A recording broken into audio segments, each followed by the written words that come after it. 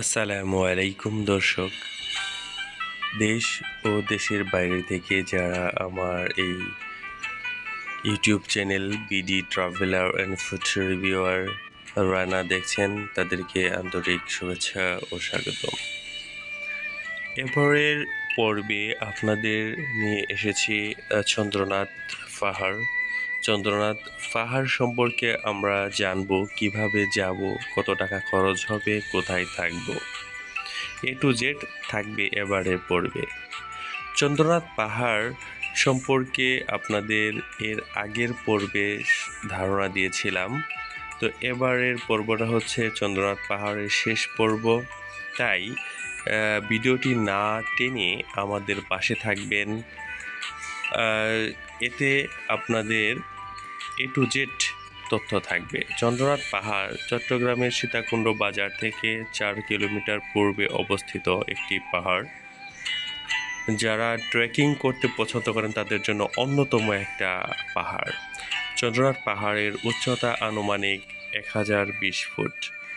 চন্দ্রনাথ পাহাড়ে ওঠার জন্য দুটো রাস্তা রয়েছে।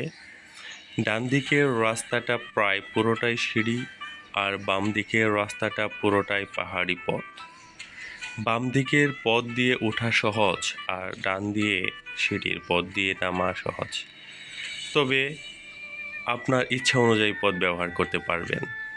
চন্দ্রনাথ পাহাড়ে 2টি মন্দির রয়েছে। প্রথম মন্দিরটি শ্রী শ্রী বিরূপাক্ষ মন্দির। প্রতি বছর এই মন্দিরে শিবরাত্রি পূজা হয়। এই পূজাকে কেন্দ্র করে বাংলাদেশ, ভারত, নেপাল, ভুটান, থাইল্যান্ড সহ পৃথিবীর বিভিন্ন দেশ থেকে অসংখ্য সাধু এবং নারী পুরুষ যোগদান করবেন। চন্দ্রনাথ মন্দির চন্দ্রনাথ পাহাড়ের চূড়ায় অবস্থিত। এখানে দাঁড়িয়ে আপনি দেখতে পাবেন চারদিকে সমুদ্র, একদিকে সমুদ্র আর অন্যদিকে পাহাড়ের নির্জনতা। মুগ্ধ হয়ে তাকিয়ে থাকবেন উঁচু নিচু পাহাড়ে সবুজ গাছপালার দিকে। প্রশান্তিতে জড়িয়ে যাবে চোখ। আহা, কি সুন্দর, যেন পাহাড়ের সমুদ্র।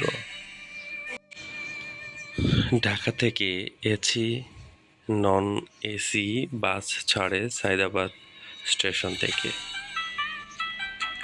চট্টগ্রাম থেকে বাসগুলো মাদারবাড়ি, কদমতলী বাস স্টেশন থেকেও ছাড়ে। এছাড়া যারা বাসে যাতায়াত করতে পারেন না, তাদের জন্য রয়েছে ঢাকার কমলাপুর স্টেশন থেকে দ্রুতগামী ট্রেন ঢাকা মেইল সীতাকুণ্ডে থামে। অন্যান্য আন্তনগর ট্রেনগুলো সরাসরি চট্টগ্রামে চলে যায়। তবে শুধুমাত্র শিব চতুর্দশী মেলায়, অর্থাৎ শিবরাত্রিতে যে মেলা হয়, সেই সময় সীতাকুণ্ডে থামে। সীতাকুণ্ড বাজার থেকে সিএনজিতে আপনি জনপ্রতি 20 টাকা সময় বেঁধে কিছু বাড়িয়ে আপনাকে পাহাড়ের পাদদেশে নামিয়ে দেবে, একদম ফটকের সামনে নামিয়ে দেবে। এখান থেকেই কিন্তু আপনার মূলত ট্রেকিং শুরু হবে। প্রথমে যে কাজগুলো আপনাকে করতে হবে, অবশ্যই আপনাদের একটা জিনিস মনে রাখতে হবে। পাহাড়ে ওঠার সময় বাঁশের কঞ্চি নিয়ে উঠবেন। 30 টাকা করে বিক্রি করে, দামোদর করে 20 টাকাও নিতে পারে, তবে ফেরত দিলে অর্ধেক দাম পাবেন।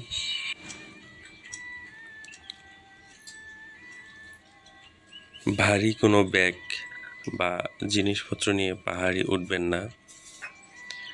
যেখান থেকে বাঁশ কিনবেন তার পাশেই টাকার বিনিময়ে আপনারা ব্যাগ রাখতে পারবেন।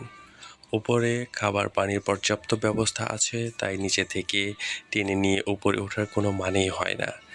আপনি উপরে প্রত্যেকটা স্টেপে স্টেপে আধা ঘন্টা পর পর দোকান পাবেন। সেখানে খাবার, পানি, কোক, শসা, গাজর, মাল্টা, আচার, নানা রকমের ফলসহ অনেক কিছুই আপনার শরবত পেয়ে যাবেন নর্মাল দাম থেকে মাত্র 5 টাকা বেশি।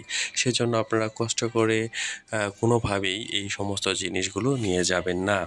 আর একটা কথা অবশ্যই আপনাকে মনে রাখতে হবে সেটা হচ্ছে বর্ষার সময় কিংবা বৃষ্টির সময় এই পাহাড়ে উঠবেন না।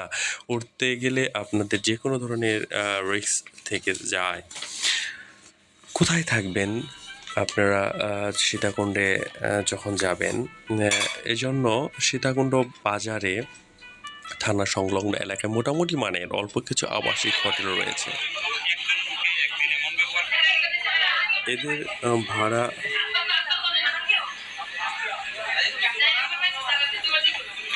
এদের বা এসির বেড হচ্ছে ১,০০০ টাকা, নন এসি ৫০০ থেকে ৭০০ টাকা। তো আপনাদের যে কথা এখানে বলা হয়নি সেটা হচ্ছে অবশ্যই গুরুত্বপূর্ণ কথা। আপনারা যদি কম খরচে কেউ সীতাকুণ্ডে যেতে চান তাহলে বাংলাদেশে বিভিন্ন ট্রাভেল গ্রুপ রয়েছে। ট্রাভেল গ্রুপের সাথে গেলে আপনারা ১,০০০ টাকা অথবা ৭৫০ থেকে ১,০০০-এর মধ্যে আপনারা সেখানে যেতে পারবেন। আপনারা অবশ্যই ট্রাভেল গ্রুপের সাথে গেলে আপনাদের খরচটা কম। তো দেখা হচ্ছে অন্য কোনো ভিডিওতে। আজ এ পর্যন্তই। আল্লাহ হাফেজ।